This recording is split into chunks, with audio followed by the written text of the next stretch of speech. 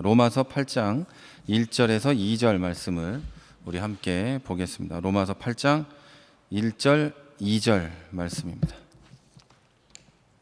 우리 함께 합독하겠습니다. 시작. 그러므로 이제 그리스도 예수 안에 있는 자에게는 결코 정죄함이 없나니 이는 그리스도 예수 안에 있는 생명의 성령의 법이 죄와 사망의 법에서 너를 해방하였음이라. 아멘. 네, 오늘 부활주일을 맞아서 오신 여러분을 주의 이름으로 환영합니다. 이 부활주일은 기독교 신앙의 핵심이 되고 또 예수님께서 사망 권세를 이기시고 부활하신 걸 기념하는 날입니다. 제가 주보에다가 왜 부활주일 날짜가 매번 바뀌는지를 요 목장 현황 밑에다가 넣어놨으니까요. 읽어 보시기를 바랍니다. 이 부활절은 맨날 바뀌는 이유가 춘분 지난 후 보름이 지난 다음에 주일이 부활주일이에요. 그래서 이게 굉장히 복잡한 계산법이 가지고 있습니다. 그래서 부활주일은 여기 써 있는 대로 날짜가 바뀌는 거니까 여러분 그렇게 아시면 되고, 자, 본문이 이렇게 얘기합니다. 믿는 자에게는 정죄가 없는데 그리스도 예수 안에 있는 생명의 성령의 법이 죄와 사망의 법에서 너를 해방시켜줬기 때문이다. 이렇게 얘기합니다. 이 진리 역시 예수 그리스도의 부활의 근거에서 성립이 됩니다. 예수님의 부활이 없었으면 이 진리가 성립되지 않죠. 죄와 사망의 법에서 해방되는 역사가 일어나지 않는 거죠. 죄의 결과가 사망이라는 것이 죄와 사망의 법입니다. 죄, 사망인 거죠. 사망은 두 가지 사망이 있죠. 육신의 죽음, 그리고 하나님과 영원히 단절되는 것, 이게 사망입니다. 에덴 동산에서 너는 죽을 거야 라고 했던 의미가 육신의 죽음과 하나님과 관계가 끊어지는 것, 이 두 개를 의미하는 거죠. 그리고 영원한 벌에 처해지는 것, 이게 사망입니다. 그래서 죄가 있으면 결과는 사망입니다. 무조건이에요. 그 죄의 크기나 빈도나 이런 것과 관계없이 죄가 있다 그러면 사망입니다. 그러나 그리스도인은 오늘 본문처럼 그리스도 예수 안에 있는 생명의 성령의 법이 죄와 사망의 법에서 해방시켜 줬기 때문에 정죄도 없고 사망도 없는 겁니다. 죄와 사망의 법이 나에게 적용되지 않으니까 나는 정죄가 없고 또 사망도 없는 거죠. 그 법의 적용을 받지 않고 생명의 성령의 법의 적용을 받기 때문입니다. 다시 말해서 그리스도인은 나의 잘잘못이 율법에 의해서 판단되고 정죄되는 게 아니라 하나님의 자녀라는 부녀관계, 부자관계 안의 사랑으로 판단된다는 거죠. 자식이 잘못했다고 해서 법에 호소하는 사람은 극히 드뭅니다. 우리 애가 아빠, 엄마의 지갑에서 100고론을 가져갔는데 경찰에 신고하는 사람은 없죠. 100고론이면 5,000원쯤 되는 돈인데 신고해가지고 경찰을 보고 얘 잡아가라 이러는 사람은 장난삼아 훈육을 하기 위해 그럴 수는 있지만 실제로 얘가 도둑질을 했으니까 그러라는 사람은 없죠. 대부분은 내 자녀는 사랑으로 대하고 사랑으로 벌을 줍니다. 그것도 죽으라고 하거나 괴롭게 만들려고 하지 않고 잘 되라고 그 아이를 훈육하게 되죠. 예수님께서는 우리와 하나님 사이에 이 관계를 만들기 위해서 세상에 오셨습니다. 죄와 사망의 법 아래에 있는 우리, 하나님과는 원수된 우리의 관계를 청산하고 하나님과 우리 사이에 부모 자식 간의 관계를 만들기 위해서 세상에 오셨죠. 그리고 죽을 수 없는 예수님께서 인간으로 오셔서 죽을 수밖에 없는 우리를 위해서 죽으시고 하나님과 우리를 부모 자식 사이로 만들어 놓으셨습니다. 고린도전서 15장 57절이 이것에 대해 이렇게 말합니다. 우리 주 예수 그리스도로 말미암아 우리에게 승리를 주시는 하나님, 이렇게 얘기합니다. 이 승리가 바로 우리가 더 이상 죄와 사망의 법 아래 있지 않고 하나님의 자녀로서 그분의 사랑 안에 있게 하는 승리입니다. 이것은 분명히 예수님 안에서 우리의 노력이 전혀 영향을 주지 않고 이룬 승리인 것이죠. 그래서 우리는 뭘 할까 무엇을 안 할까라는 고민 이전에 이 승리를 주시고 하나님의 자녀가 되게 하신 것에 대해서 감사만 하면 되는 겁니다. 그리고 58절이 이어서 이렇게 얘기해요. 고린도전서 15장 58절이 그러므로 내 사랑하는 형제들아 견실하며 흔들리지 말고 항상 주의 일에 더욱 힘쓰는 자가 되라. 이는 너희 수고가 주 안에서 헛되지 않은 줄 알미라. 이렇게 얘기합니다. 예수님의 부활로 죄와 사망의 법에서 벗어난 기독교인이 이제 잠깐만요. 다시 읽어드릴게요. 예수님의 부활로 죄와 사망의 법에서 벗어난 우리 기독교인이 이제는 그 영생과 능력을 자랑하며 나는 이제 하나님의 자녀야 하고 자랑하면서 살아야 마땅할 텐데 58절에 이어서 바로 뭐라고 얘기하냐면 흔들리지 말고 항상 주의 일에 힘쓰라. 주 안에서 너의 수고가 헛된 것이 아니다. 이렇게 얘기합니다.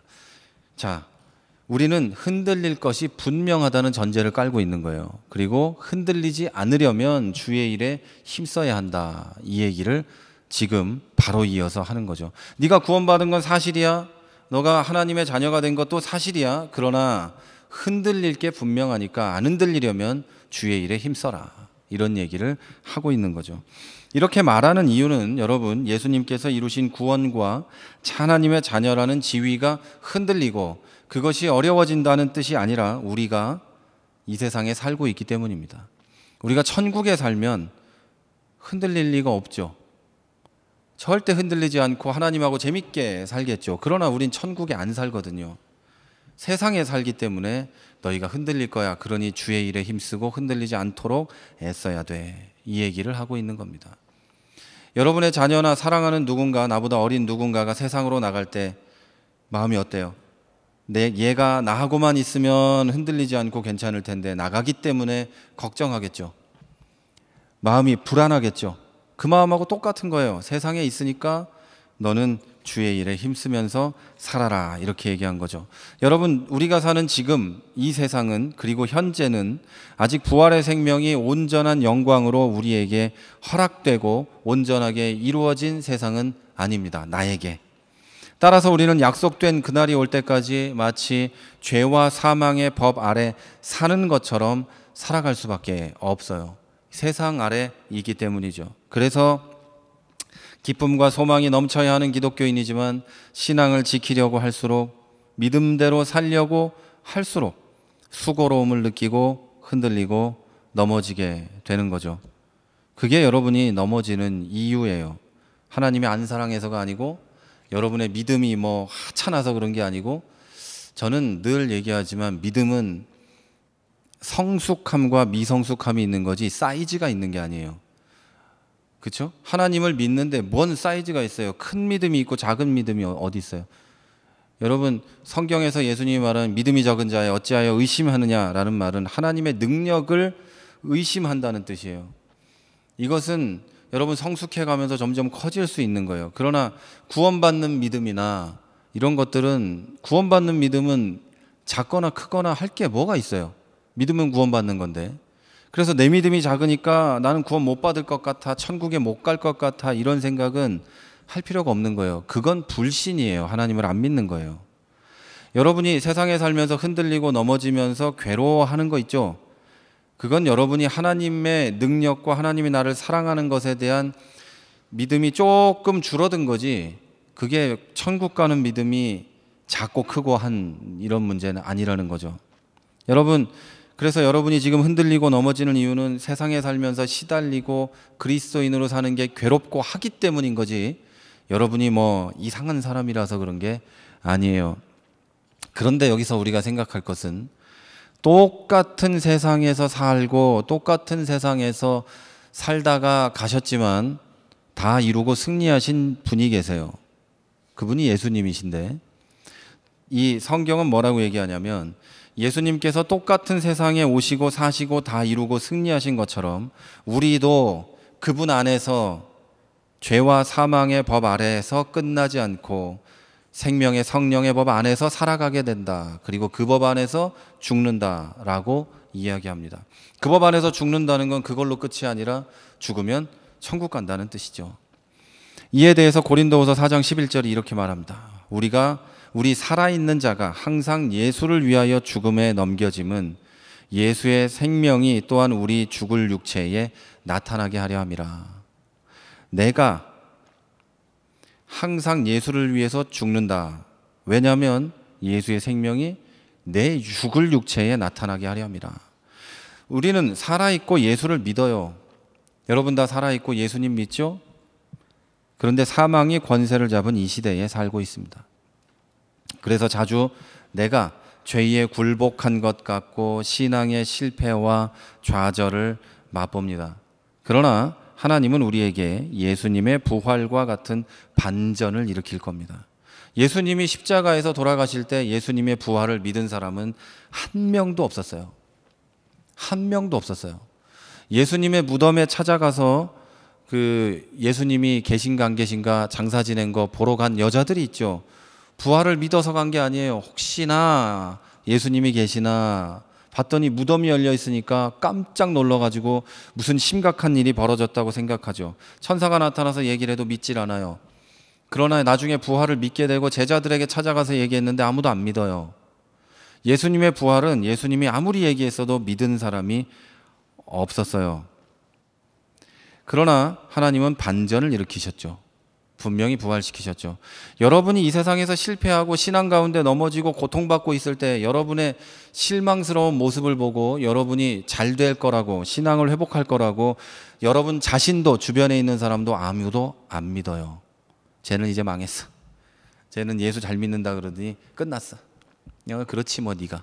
저거 신앙 좋다 그러더니 더 저럴 줄 알았어. 그러나 여러분, 하나님은 반전을 준비하고 있다니까요. 준비하고 분명히 여러분을 예수의 부활처럼 회복시키는 날이 와요. 그날은 여러분 못 믿을 거예요. 왜냐하면 여러분은 보지 않았으니까.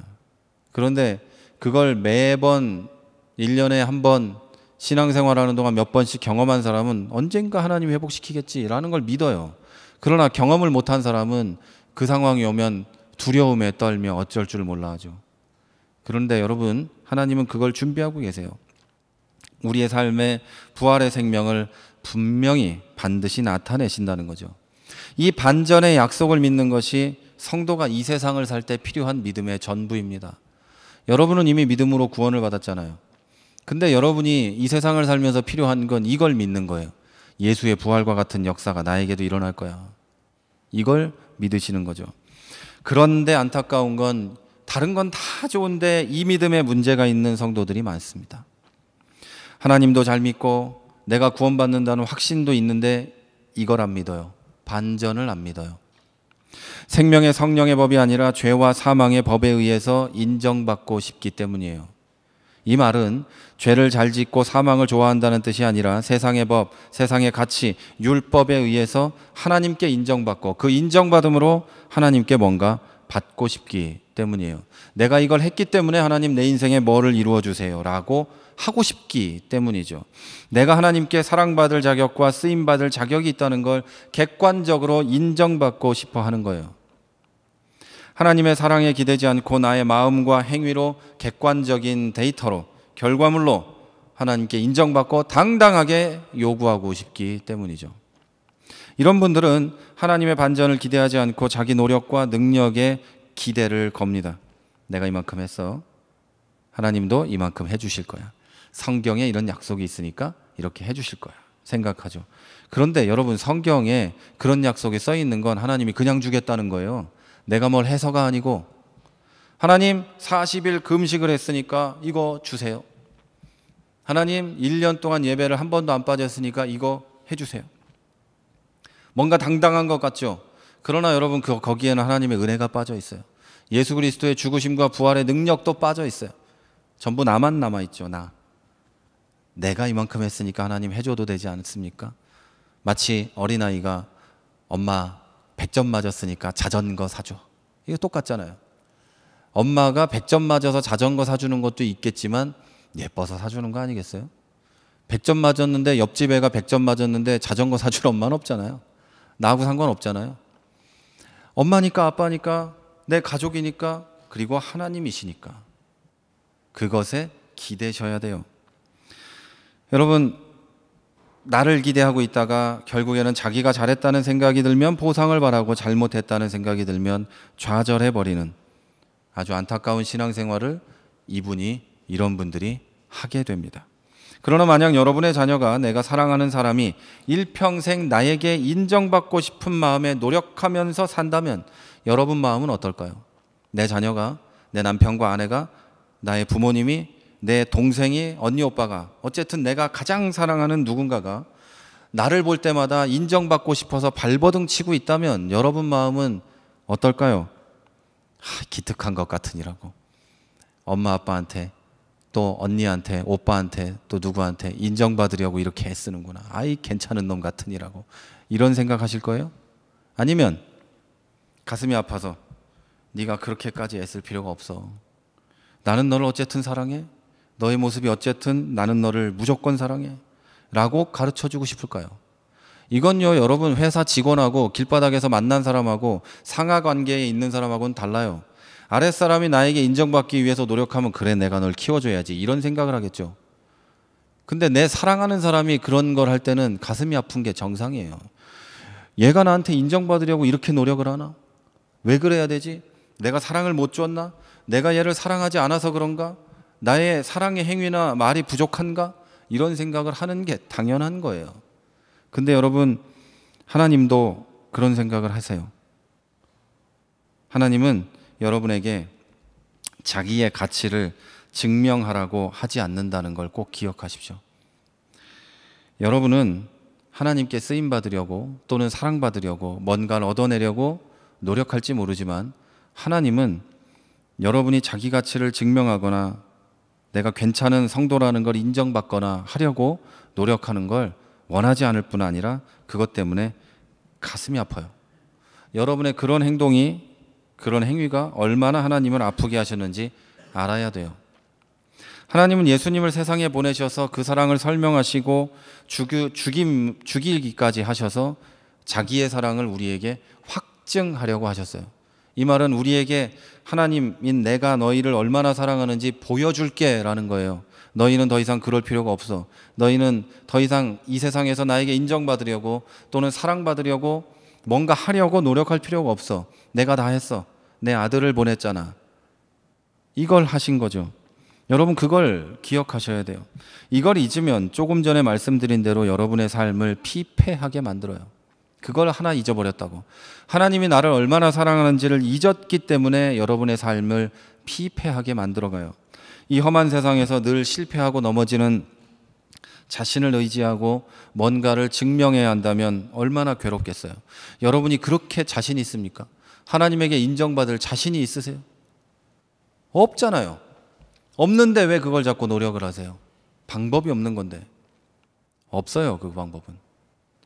여러분, 하나님의 사랑을 믿고 여러분의 부족함도 하나님께 맡기는 믿음의 사람들이 되시기를 주의 이름으로 부탁을 드립니다. 그러므로가 아니네. 그럼에도 불구하고 우리는 끊임없이 하나님과 하나님의 일에 가치 있는 사람이 되려고 애를 씁니다. 그래서 이렇게 기도하는 사람들도 있죠. 하나님, 이것까지만 이루어 주시면 하나님께서 주신 모든 것과 제 남은 인생을 바치겠습니다. 하나님, 내 사업이 이만큼만 되게 해주시면 모두 하나님께 드리겠습니다. 내 병만 낫게 해주시면, 뭐만 하게 해주시면 다 드리겠습니다 라고 하죠. 그런데 여러분, 하나님은 여러분에게 주신 것들도 여러분의 인생도 다 가질 생각이 없습니다. 그걸 원하셨다면 하나님이 자기 외아들을 나를 위해 보내셨겠습니까? 하나님은 그런 거 하나도 바라지 않습니다. 하나님은 그저 외아들 예수가 이뤄놓으신 부모 자식 간의 사랑과 신뢰를 원하실 뿐입니다.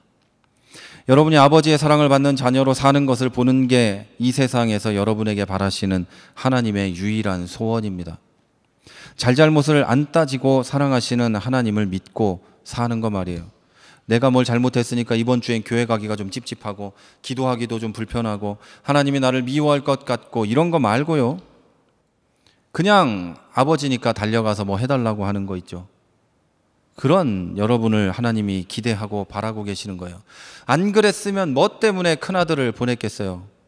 외아들을 보내서 여러분을 위해 죽게 하셨겠어요? 그래서 여러분, 내가 모자라고 쓸모없고 자랑할 것이 하나도 없어서 괴롭고 자책감이 들고 마음이 괴로울 때 아무 걱정 없이 하나님 아버지께 나가서 아버지라고 부르며 쉴 수 있게 되기를 바라십니다. 세상 넓은 곳에 보내서 고통받다가 기다리고 있는 탕자의 아버지같이, 버선발로 쫓아나가서 아들을 기다리는 그 아버지같이 하나님은 여러분을 생각하고 기다리고 계시는 거죠. 이 자식이 쓸모있게 커야 될 텐데, 그래야 내가 이용해 먹을 텐데, 이게 잘 돼야 내가 노후를 보장받을 텐데, 이런 부모가 세상에 어디 있겠어요. 여러분에게 농담으로 그런 말을 해도 그런 부모는 세상에 없어요. 근데 하나님이 그럴 거라고 왜 생각하십니까? 내가 잘 되면 하나님도 좋을 거야. 아니라니까요. 하나님을 아버지로 온전히 믿는 것만 하나님은 바라십니다. 그리고 여러분을 사랑해 주시고 원하는 걸 해주시고 또 잘못된 길을 가면 일로 오라고 인도해 주시고, 하나님은 그걸 원하시는 거예요. 여러분, 하나님은 여러분이 필요한 것들을 채워주시고 그것들로 이뤄낸 결과물을 가지려고 호시탐탐 기다리고 있는 분이 아니에요. 돈이나 여러분의 능력이나 여러분의 재능을 하나님의 일에 써먹으려고 기다리고 있는 분이 아니에요. 성경 어디에 그런 거를 써먹었다는 얘기가 있어요? 사도 바울은 자기가 가진 모든 것을 배설물로 여기자 하나님이 사용하셨어요. 어디에 그런 얘기가 써 있어서 자꾸 내가 이룬 걸로 하나님께 드릴게요 라고 기도하십니까? 안 써 있어요. 다 찾아보고 저한테 와서 얘기해 보세요. 그런 얘기가 써 있나? 나는 쓸모없어요. 나는 아무것도 아니에요. 하나님 나 좀 도와주세요. 아버지 나를 인도해 주세요. 할 때 하나님은 그 사람을 높이 들어서 사용하셨던 거예요. 여러분, 다윗을 기억하십니까? 다윗 온 집안 형님들에게 치여서 들판에 나가서 양이나 쳤어요. 그러다가 왕으로 안수까지 받았지만 왕이 바로 된 건 아니에요. 골리앗을 때려잡았어도 왕이 바로 된 건 아니에요. 쫓겨다니고 죽을 고생을 하다가 왕이 됐어도 자식한테 배반도 당해요. 그때마다 다윗은 하나님, 내가 가진 게 이거 있는데 하나님 어떻게 좀 안 될까요? 한 적이 없어요. 나는 죄인이고 나는 죽어야 되고 나는 어쩌고 저쩌고, 그러나 아버지 나를 도와주옵소서. 나의 발을 높은 곳에 세워주시고 원수의 발 앞에서 높여주실 때 하나님, 내가 하나님을 찬양합니다 했더니 하나님을 다윗을 그 위대한 왕으로 만들어주신 거죠. 근데 우리의 기도는 처음부터 틀려먹은 거예요. 하나님, 나를 좀 어떻게 해주시면 내가 좀 해볼게요. 저는 그런 사람들이 세상의 최고로 높은 자리에 올라가서도 하나님께 영광 돌린 사람을 본 적도 없고요. 그런 기록이 남아있는 것도 읽어본 적이 없어요. 여러분 잘 기억하셔야 돼요. 여러분의 어떤 것도 하나님은 필요 없어요. 하나님은 하나님 걸 주고 싶은 거지 여러분의 걸 갖고 싶지 않아요. 여러분이 세상에서 마음이 무너지고 실패했을 때도, 또 성공하고 행복 가운데 머물 때도 똑같이 함께 하시는 분이 하나님이신 거예요. 언제나 그 자리에 계세요. 이 사랑의 관계를 회복하는 게 바로 그리스도 예수의 부활입니다. 복음 전도를 위해서 모든 것을 바친 사도 바울의 인생은 평탄하지 않았습니다. 그는 끊임없이 자기의 죄성을 발견하면서 고통스러워했고, 나는 죄인의 괴수라고 자기 자신을 자책했고, 외부의 핍박까지도 극심했어요. 그때 바울은 자기의 의와 능력과 진심과 의지 같은 걸 의지하지 않았어요. 하나님, 내가 하나님의 일을 위해서 뭘 할게요. 하나님, 내가 이러니까 좀 도와주세요 라고 기도한 적도 없어요. 그냥 이 사람은 죽은 자를 살리시는 하나님을 의지했어요. 고린도후서 1장 8절에서 9절에 이렇게 써 있습니다. 형제들아, 우리가 아시아에서 당한 환난을 너희가 모르기를 원치 아니하노니 힘에 겹도록 심한 고난을 당하며 살 소망까지 끊어졌고, 우리는 우리 자신이 사형 선고를 받은 줄 알았으니 이는 우리로 자기를 의지하지 말고 오직 죽은 자를 살리시는 하나님만 의지하게 하심이라. 힘들 때 이랬어요. 바울이 잘 나갈 때는요, 똑같았어요. 예수님 만난 후로는 항상 똑같았어요. 죽은 자를 살리시는 하나님, 내가 죽어도 나를 살려서 뭔가 하실 분, 죽어도 천국 가게 하실 분, 그리고 이 세상에서도 반전을 꿈꾸시는, 일하시는 하나님, 그분을 기대했던 거죠. 바울이 자기의 죄성과 복음 전도 사역의 딜레마 속에서 고통받았어요.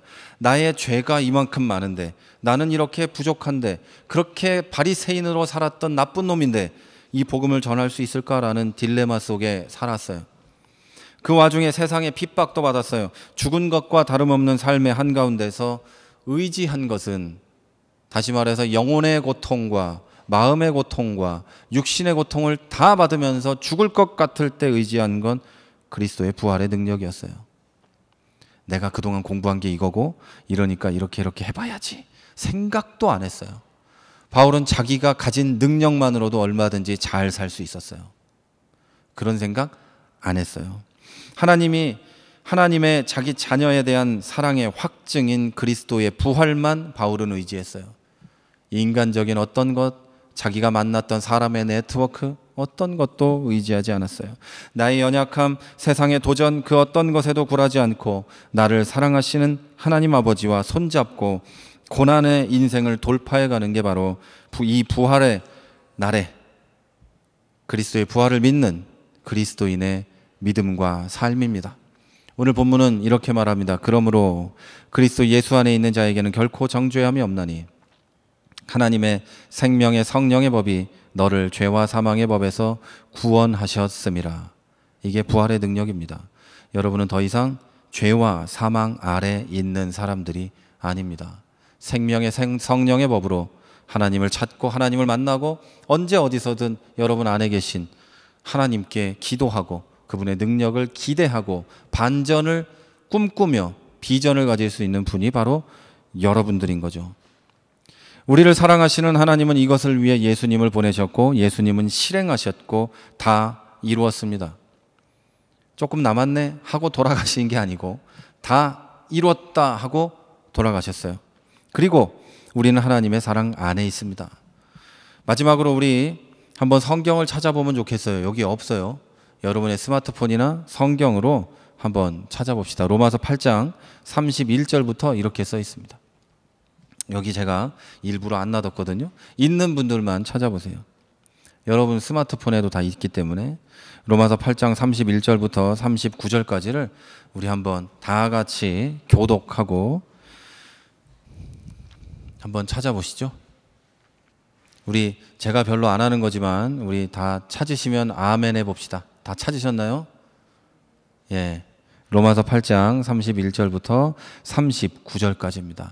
우리 천천히 한번 교독하도록 하겠습니다. 그런즉 이 일에 대하여 우리가 무슨 말하리요? 만일 하나님이 우리를 위하시면 누가 우리를 대적하리요?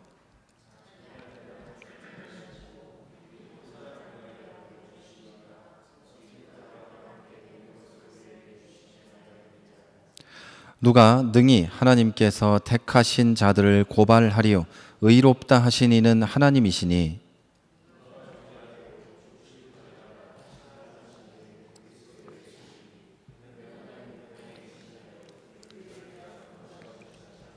누가 우리를 그리스도의 사랑에서 끊으리요? 환난이나 곤고나 박해나 기근이나 적신이나 위험이나 칼이랴.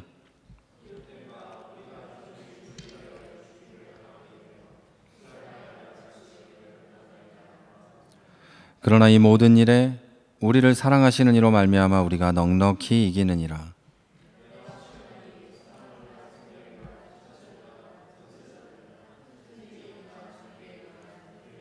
다 같이 높음이나 깊음이나 다른 어떤 피조물이라도 우리를 우리 주 그리스도 예수 안에 있는 하나님의 사랑에서 끊을 수 없으리라. 아멘.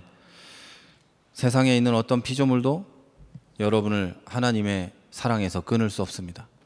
그리고 성경에 나와 있는 그대로 예수 그리스도가 정죄하지 않으시면 여러분은 정죄받을 일이 없습니다. 그러나 예수님은 지금도 우리를 위해 하나님 우편에서 기도하고 계신다고 지금 성경은 얘기합니다. 여러분, 하나님은 여러분이 필요하신 게 아니라 여러분을 사랑하십니다. 하나님은 필요해서 부르신 게 아니라 사랑하셔서 여러분을 불렀습니다. 오해하지 마십시오. 예수님의 죽으심과 부활이 그 증거입니다. 필요했다면 그냥 쓰겠죠. 그러니까 고통스러운 세상에 살고 계시지만 더욱 하나님과 함께 하십시오. 하나님과 함께 할 때 여러분은 그 사랑과 반전을 경험할 수 있습니다. 나아가서 여러분의 삶의 자리에서 의연하게 그리스도인으로 사십시오. 여러분은 하나님의 자녀지 않습니까? 여러분이 세상적인 부모님을 창피해서 말 못한다고 해도 여러분은 하나님의 자녀지 않습니까? 난 하나님의 아들인데, 하나님 딸인데 라고 자신 있게 사십시오. 위축되지 마십시오. 어디 가서 쭈그려져 있지 마십시오. 여러분이 돈이 없는 거, 생긴 게 그런 거, 그럼 어쩔 수 없는 거 아니에요. 그러나 하나님의 자녀인 건 취소될 수도 없는 완전하고 완벽한 여러분의 신분입니다. 그거 자랑하십시오.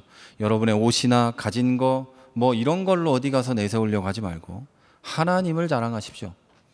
하나님이 창피하진 않으시잖아요. 그리고 여러분 강하고 담대하십시오.